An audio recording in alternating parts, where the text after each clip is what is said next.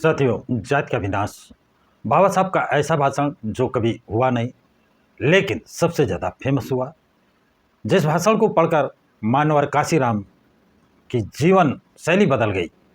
आज मैं उसी का अगला एपिसोड, जिसमें बाबा साहब ने राजनीतिक सुधार के लिए सामाजिक सुधार क्यों जरूरी है, राजनीतिक सुधार के लिए सामाजिक सुधार क्यों जरूरी है, इसके लिए उन्होंने 22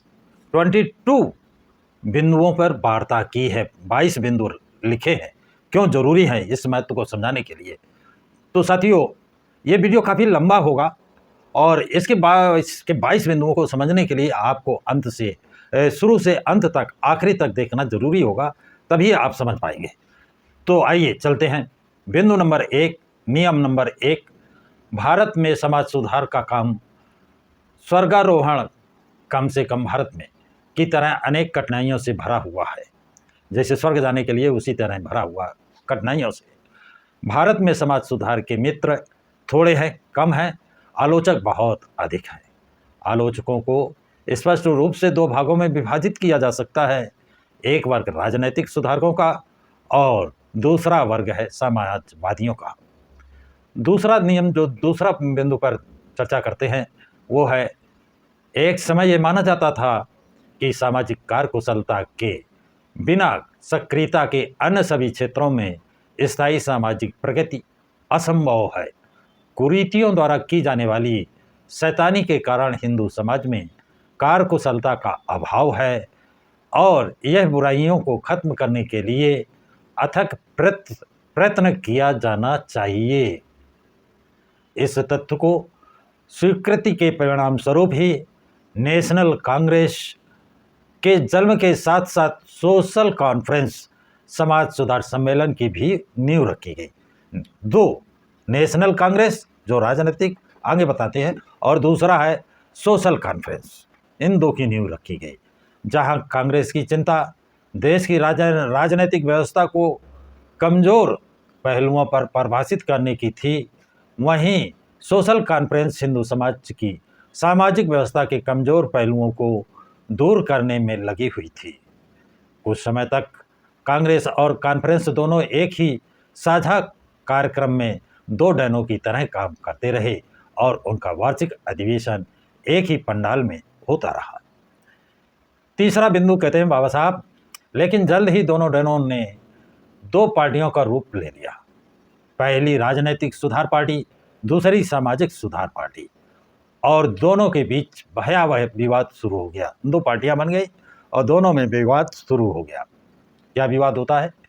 इस तरह दोनों पार्टियां एक दूसरे की विरोधी शिविरों में ढल गई। विवाद का विषय यह था कि क्या सामाजिक सुधार राजनीतिक सुधार के पहले होना चाहिए। 10 साल तक दोनों पक्षों की ताकत बराबर बनी रही और इस लड़ाई में किसी एक पक्ष की जीत नहीं हुई, दोनों बराबर पर चलते रहे। अब नंबर 4, चौथा बिंदु लिखते हैं बाबा साहब, लेकिन यह साफ साफ दिखाई पड़ता था कि सोशल कॉन्फ्रेंस तेजी से कमज़ोर हो रही है।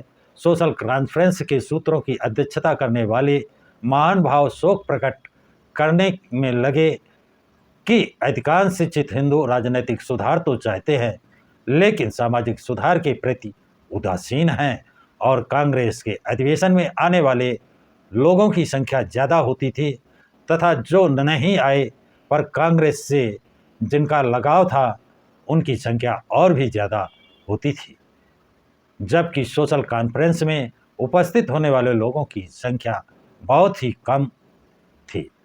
पांचवा बिंदु लिखते हैं, सोशल कॉन्फ्रेंस के प्रति इस उदासीनता उसमें उपस्थित होने वालों की संख्या में क्षीण होते जाने का अगला कदम था। राजनेताओं का विरोध भाव जो किसी से छिपा नहीं रहता था। जिस उदारता से कांग्रेस सोशल कॉन्फ्रेंस को अपने पंडाल का इस्तेमाल करने देती थी, वह स्वर्गीय श्री तिलक के नेतृत्व में होने वाले प्रयासों के फलस्वरूप वापस ले ली गई।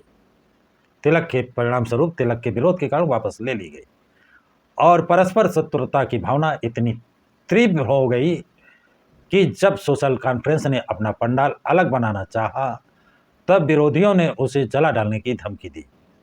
मतलब जब अलग लगाएं तो उसे विरोधियों ने कहा हम जला डालेंगे। धमकी दे दी गई। इस तरह थोड़े ही समय में राजनीतिक सुधार का पक्ष लेने वाली पार्टी विजयी हुई और सोशल कॉन्फ्रेंस गायब होते होते विस्मृत का शिकार हो गई। यानी सोशल कॉन्फ्रेंस एक तरह से गायब हो गई। बिंदु नंबर 6 में कहते हैं 1892 में इलाहाबाद में आयोजित कांग्रेस के 8वें अधिवेशन के अध्यक्ष के रूप में श्री W.C. बनर्जी का व्याख्यान सोशल कॉन्फ्रेंस के अंतिम संस्कार के मौके पर दिए जाने वाले वक्तव्य किस तरह प्रतीत होते हैं और कांग्रेस के ठेठ नज़रिए का इतना सशक्त प्रतिनिधित्व करता है कि मैं उसका निम्नलिखित अंश उद्धृत करने की धृष्टता करता हूँ।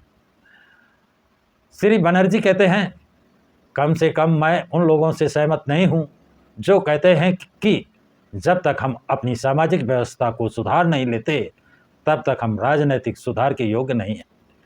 मुझे इन दोनों के बीच कोई संबंध नहीं दिखाई देता।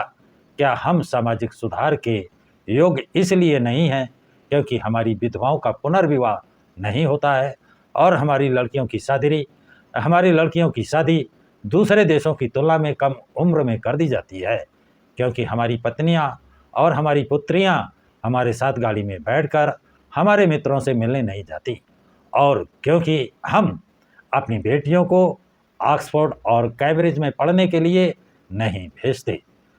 ये सुनकर श्रोताओं ने हर्षध्वनि की आवाज़ बुलंद की। बिंदु नंबर 7वें में बाबा साहब बताते हैं, मैंने राजनीतिक सुधार के पक्ष में श्री बनर्जी के तर्क प्रस्तुत किया है। ऐसे लोग बहुत थे जो ये देखकर खुश थे कि जीत कांग्रेस की हुई है, लेकिन सामाजिक सुधार में जिसका विश्वास है वो प्रश्न कर सकते हैं, श्री बनर्जी ने जो तर्क दिया है क्या वो अंतिम है? क्या वह ये साबित करता है कि जिसकी जीत हुई है उसका पक्ष सही था? क्या यह तर्क अंतिम रूप से इस बात को साबित कर देता है कि राजनीतिक सुधार के लिए सामाजिक सुधार की कोई अहमियत नहीं है? यदि मैं मामले का दूसरा पहलू मैं प्रस्तुत करूं तो इससे मामले को समझने में सहायता मिलेगी। मैं अपने तथ्य उस सलूक से ग्रहण करूंगा जो अछूतों के साथ किया जाता है। यानी बाबा साहब कहते हैं दुनिया और से नहीं, मैं उन सलूकों को, उन कारणों को प्रस्तुत करूंगा जो अछूतों के साथ, अपरिचितों के साथ, डिप्रेस क्लास के साथ होता है। 8वां बिंदु लिखते हैं, मराठों के देश में पेशवाओं के शासनकाल में अछूत को उस सड़क पर चलने की अनुमति नहीं थी जिस पर कोई सवर्ण हिंदू चल रहा हो, ताकि उसकी छाया पड़ने से हिंदू अपवित्र ना हो जाए। इसके लिए आदेश था कि वह एक चिन्ह या निशानी के तौर पर अपनी कलाई में या गले में काला धागा बांधे रहे, ताकि कोई हिंदू गलती से उसे छू जाने पर अपवित्र ना हो जाए।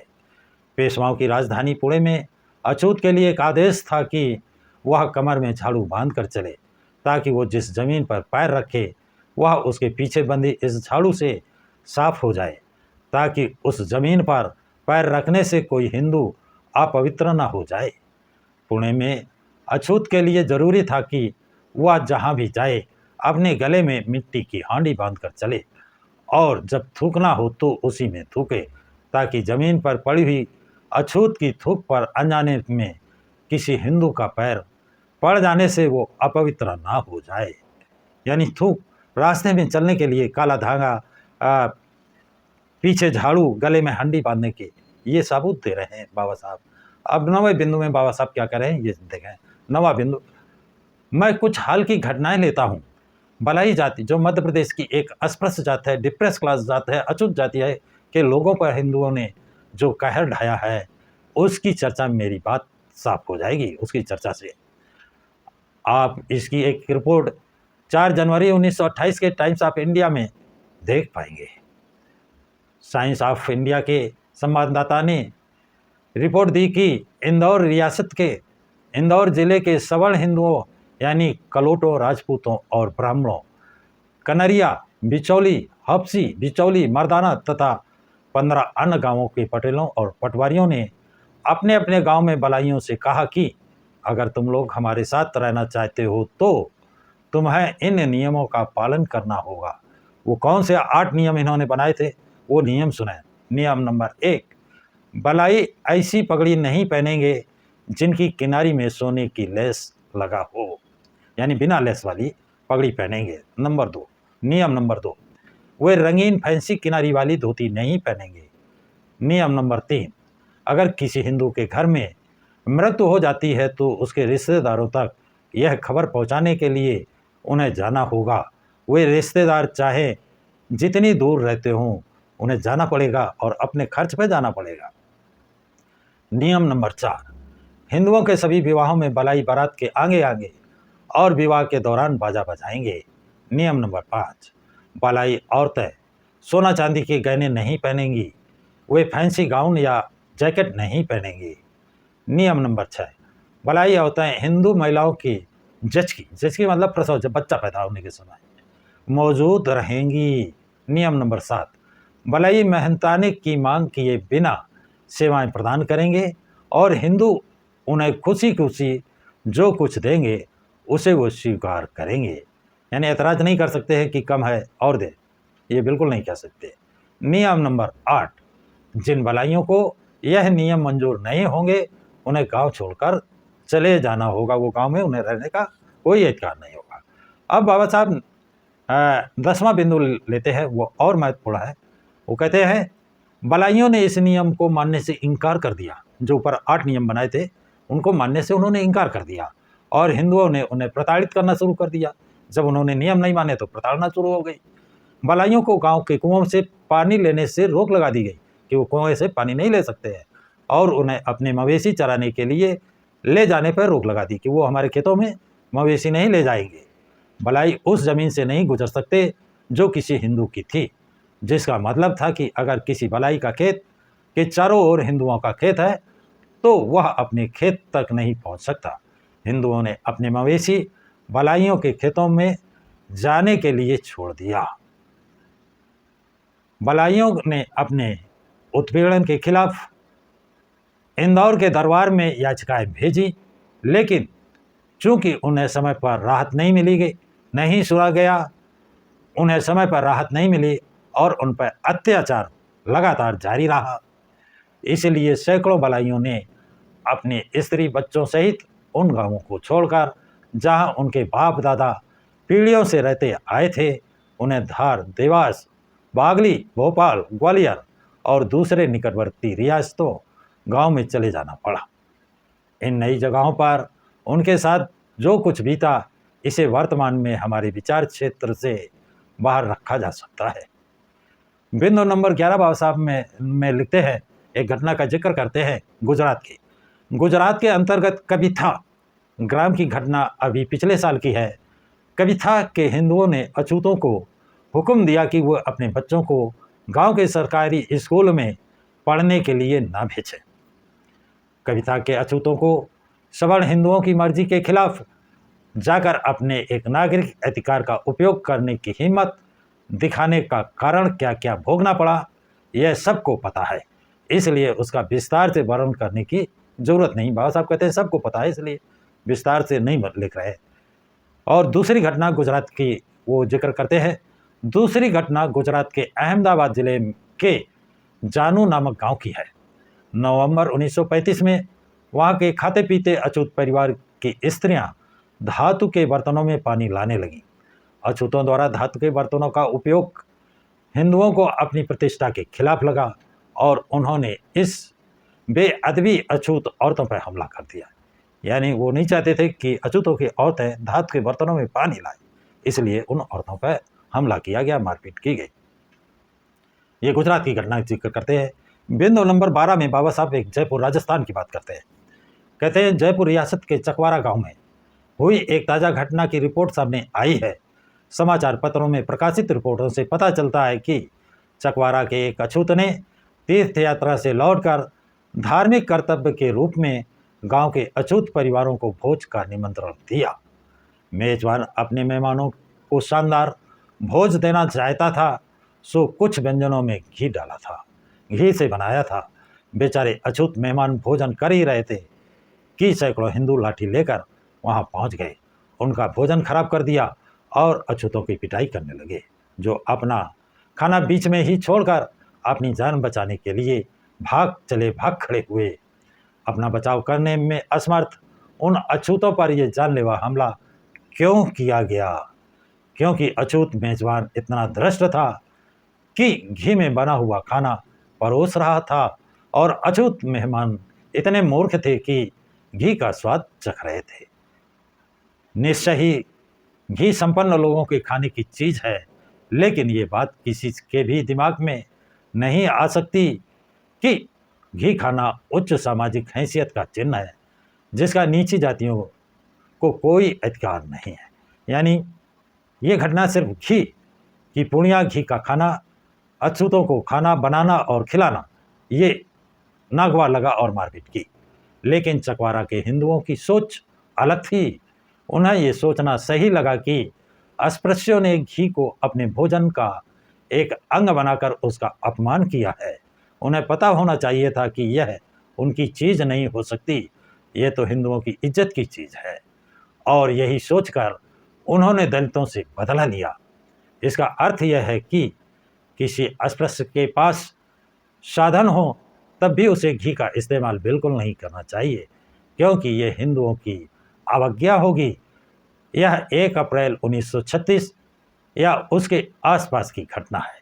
घटना भी बताते हैं 1 अप्रैल 1936 या 1-2 दिन आगे पीछे की हो सकती है।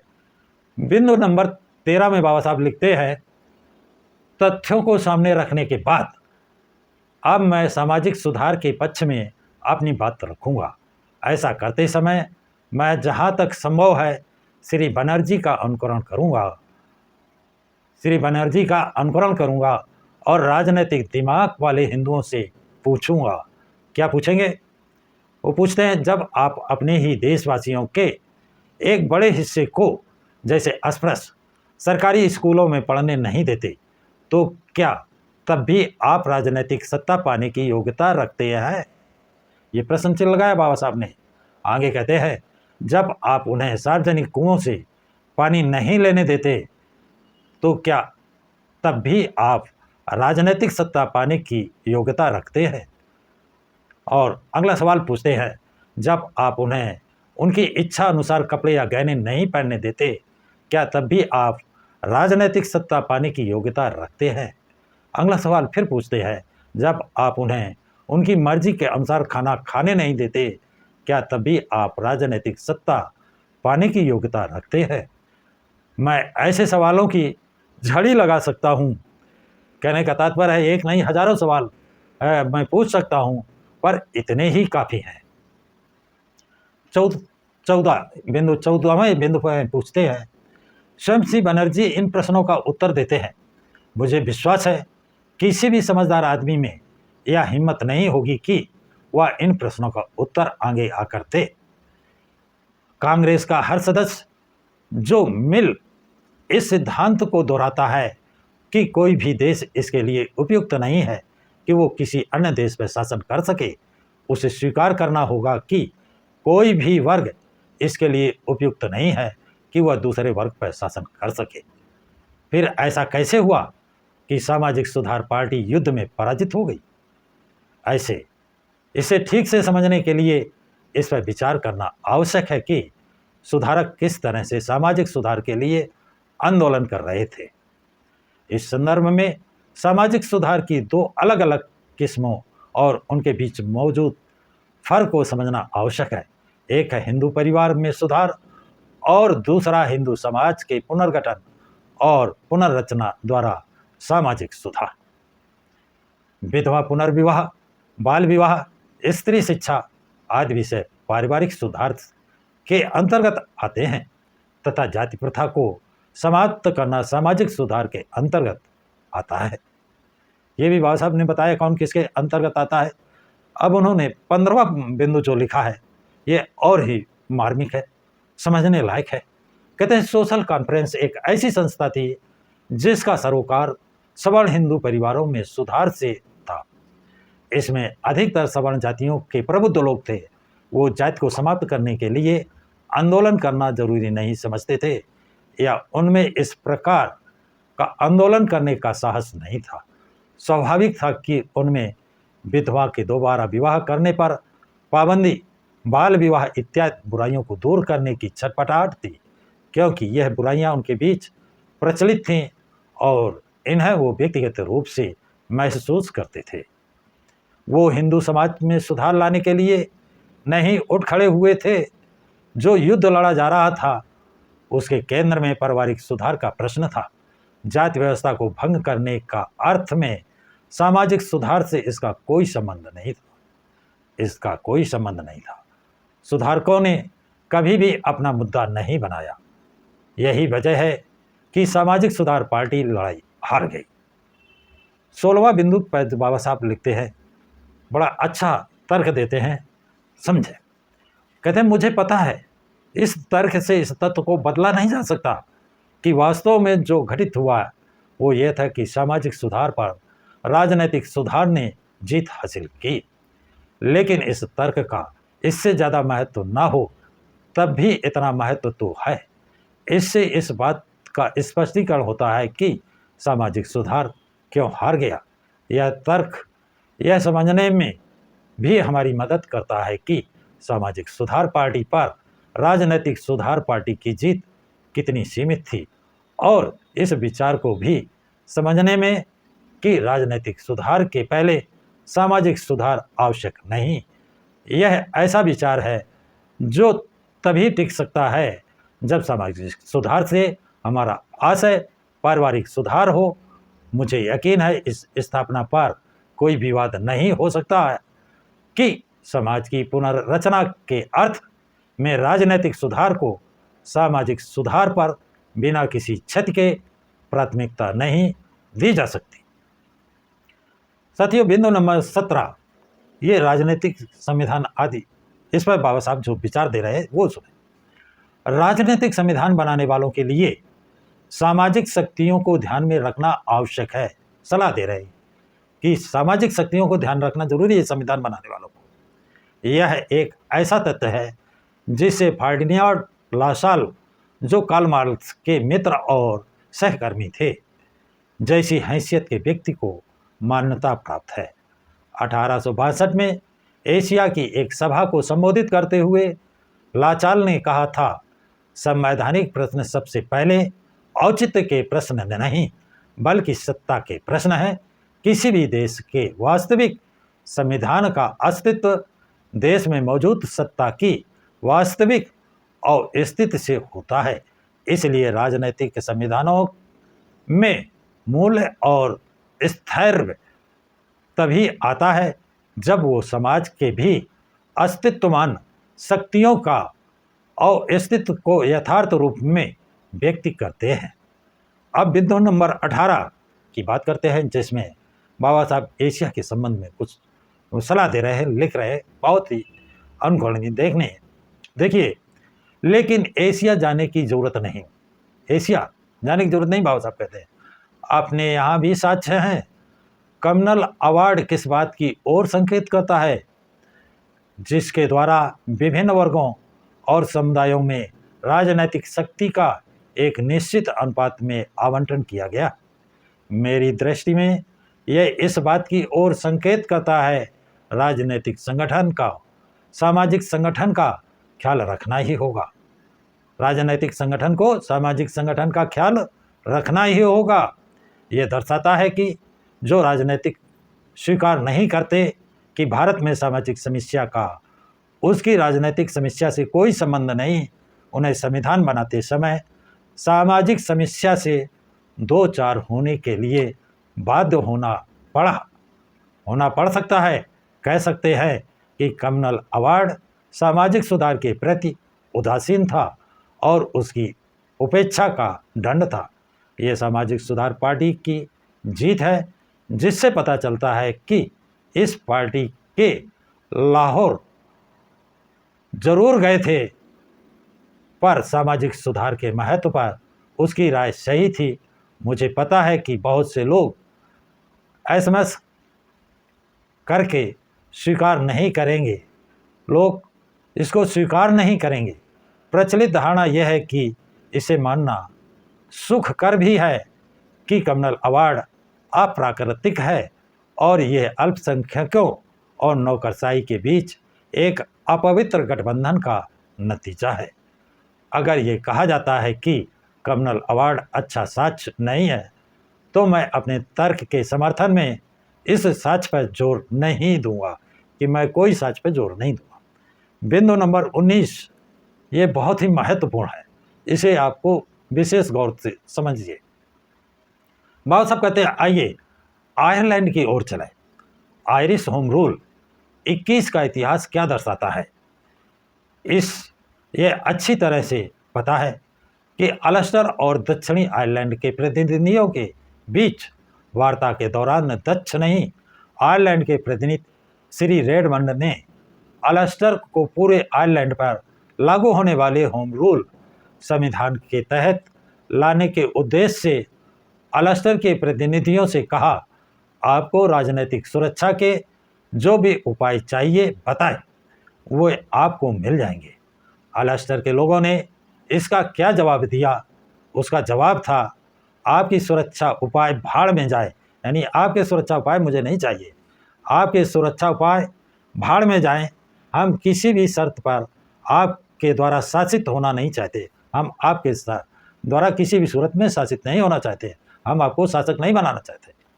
जो लोग भारत में अल्पसंख्यकों को दोषी ठहराते हैं, उन्हें ये विचार करना चाहिए कि बहुसंख्यकों की राजनीतिक आकांक्षाओं का क्या हुआ होता यदि अल्पसंख्यकों ने वही रवैया अपनाया होता जो अल्स्टर ने अपनाया था। आयरलैंड के होम रूल के प्रति अल्स्टर के रवैये के आधार पर देखें तो क्या ये कुछ भी नहीं है कि अल्पसंख्यक बहुसंख्यकों जिन्होंने राजनीतिज्ञता का कुछ खास परिचय नहीं दिया है, द्वारा शासित होने के लिए तैयार हो गए, बशर्ते उनके लिए कुछ सुरक्षा उपाय निकाले जाएं। लेकिन यह केवल प्रसंगवश है। मुख्य सवाल यह है कि अल्स्टर ने यह रवैया क्यों अपनाया? मैं ये मात्र जवाब यही दे सकता हूँ कि अल्स्टर और दक्षिणी आयरलैंड के बीच एक सामाजिक समस्या थी। कैथोलिक और प्रोटेस्टेंट के बीच की समस्या, जो मूलतः जाति की समस्या है। काय की समस्या है? मूलतः जाति की समस्या। आयरलैंड में होम रूल वास्तव में होम रूल होगा, यही मानकर अल्स्टर ने अपना उत्तर तैयार किया था। लेकिन यह केवल यह कहने का एक और तरीका है कि यह कैथोलिक और प्रोटेस्टेंटों के बीच जाति की सामाजिक समस्या थी, जिसकी वजह से राजनीतिक समस्या का हल नहीं निकल पाया। एक बार फिर यह निश्चित है कि इस साक्ष्य को चुनौती दी जाएगी, कहा जाएगा कि यहाँ भी साम्राज्यवाद का हाथ काम कर रहा है। अब जो 20वां बिंदु बाबा साहब ने उठाया है वो और भी ज़्यादा महत्वपूर्ण है, उसे समझिए। लेकिन मेरे स्रोत खत्म नहीं हुए। बाबा साहब कहते मेरे स्रोत खत्म नहीं हुए, मैं रोम के इतिहास से साक्ष्य दूंगा। यहाँ कोई नहीं कह सकता कि कोई शैतानी प्रतिभा काम कर रही थी। जिसने भी रोम के इतिहास का अध्ययन किया है उसे पता होगा कि रोम का रिपब्लिकन संविधान भारत के कम्युनल अवार्ड जैसा ही था। जब रोम में राजतंत्र को समाप्त कर दिया गया, रोम में राजतंत्र था उसको समाप्त कर दिया गया। राजा के अधिकार को काउंसिल्स या इंपीरियल और पॉलिफेक्स मैक्सिमस के बीच विभाजित कर दिया गया। काउंसिल्स में राजा की अलौकिक सत्ता निहित थी, जबकि मैक्सिमस को राजा की धार्मिक समता प्रदान की गई थी। इस रिपब्लिकन संविधान में प्रावधान किया गया था कि 2 काउंसिलों में से एक प्रोटेशियन होगा तो दूसरा प्लेबियन। इसी संविधान में यह व्यवस्था की गई थी कि पॉन्टिफेक्स मैक्सिमस के तहत काम करने वाले पादरियों में आधे प्लेबियन होंगे और आधे प्रेट्रेशियन। ऐसा क्यों हुआ कि रोम के रिपब्लिकन संविधान में ये प्रावधान किए गए, जो जैसा कि मैंने कहा कम्युनल अवार्ड के प्रावधानों से इतने ज़्यादा मिलते जुलते हैं, इसका एकमात्र जवाब दिया जा सकता है कि रिपब्लिकन रोम के संविधान को बनाते समय पेट्रिशिया और प्लेबियन के बीच मौजूद सामाजिक विभाजन का ध्यान रखना पड़ा था, जो दो अलग अलग जातियों थी। संक्षेप में, राजनीतिक सुधारक चाहे जिस दिशा में जाएं, वह पाएंगे कि संविधान बनाने में वो प्रचलित सामाजिक व्यवस्था से उत्पन्न होने वाली समस्या को नज़रअंदाज नहीं कर सकते। अब बाबा साहब 21वां बिंदु जो लिखते हैं, बताते हैं, वो और भी महत्वपूर्ण है। इस प्रस्ताव के समर्थन में कि सामाजिक और धार्मिक समस्याएं राजनीतिक संविधानों पर असर डालती है, मैंने जो उदाहरण दिए हैं उनका संबंध खास स्थितियों से है, शायद वो हैं, लेकिन ये नहीं माना जाना चाहिए कि एक पर दूसरे का असर सीमित होता है। दूसरी और कोई यहाँ कह सकता है कि इतिहास आमतौर पर एक प्रस्ताव का समर्थन करता है कि राजनीतिक क्रांति यह हमेशा सामाजिक और धार्मिक क्रांतियों के बाद हुई है। लूथर द्वारा शुरू किया गया धार्मिक सुधार रिफॉर्मेशन यूरोपीय लोगों की राजनैतिक मुक्ति का अग्रदूत था। इंग्लैंड में प्योरिटेनिज्म ने राजनीतिक स्वतंत्रता का रास्ता प्रशस्त किया। प्योरिटेनिज्म ने नई दुनिया की स्थापना की। यह प्योरिटेनिज्म ही था जिसने अमेरिकी स्वतंत्रता का युद्ध जीता था, और प्योरिटेनिज्म एक धार्मिक आंदोलन था। वह सब कहने का मतलब है, प्योरिटेनिज्म जो धार्मिक आंदोलन था उसने अमेरिका का युद्ध जीता था। अब बिंदु नंबर 22वां अंतिम जो बाबा साहब कहते हैं वो समझने लायक है। मुस्लिम साम्राज्य का सच भी यही है। एक राजनीतिक शक्ति बनने के पहले वो पैगंबर मोहम्मद द्वारा शुरू की गई एक पूर्णतः धार्मिक क्रांति से गुजर चुके थे। भारत का इतिहास भी इसी निष्कर्ष का समर्थन करता है। चंद्रगुप्त की अगुवाई वाली राजनीतिक क्रांति के पहले बुद्ध की धार्मिक और सामाजिक क्रांति हो चुकी थी। शिवाजी की अगुवाई में राजनीतिक क्रांति होने से पहले महाराष्ट्र के संत धार्मिक और सामाजिक सुधार ला चुके थे। गुरु नानक की अगुवाई में धार्मिक और सामाजिक क्रांति के बाद ही सिखों की राजनीतिक क्रांति हुई थी। और अधिक उदाहरण देना अनावश्यक है।